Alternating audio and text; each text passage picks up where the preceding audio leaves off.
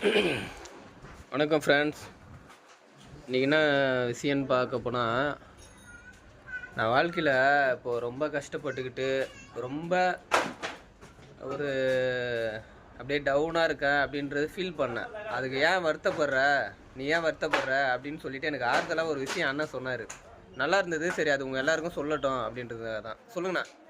இல்லைப்பா, ஒரு நூல் நிறைய நூல் சிக்காயிடுச்சுன்னு சொல்லிட்டு அந்த சிக்கை எடுக்க முடியாமல் நூலை தூக்கி போடாமல் அதை பொறுமையாக ஒரு சிக்கை பொறுமையாக எடுத்து அந்த பொறுமையாக எடுத்து அந்த நூல் சிக்கை பொறுமையாக எடுத்து கொஞ்சம் கொஞ்சமாக எடுத்து அந்த நூலை நீட்டாக்கிடணும்.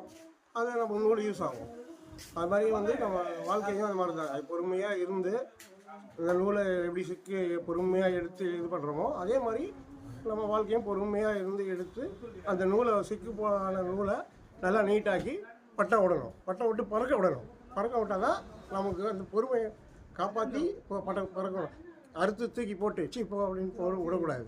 அது எவ்வளோ பொறுமையாக அந்த சிக்கை இவ்வளோ பெரிய சிக்காக இருந்தாலும் பரவாயில்ல, இவ்வளோ சிக்காக இருந்தாலும் பரவாயில்ல, அந்த மனசு வச்சு சிக்கை எப்படி எடுக்கணும்னு எடுத்து அதை கொஞ்சம் கொஞ்சமாக எடுத்து நீட்டாக நூலாக்கி அதை காத்தாடி விட கொடுக்கலாம்.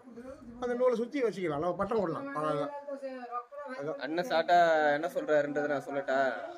வாழ்க்கையில் எவ்வளோ கஷ்டம் இருந்தாலும் அது கொஞ்சம் கொஞ்சமாக கடந்து வெளியே வாங்க. அப்படியே உட்காந்துடாதீங்க உடஞ்சி அப்படின்றது தான் அண்ணன் சொல்ல வர்றாரு.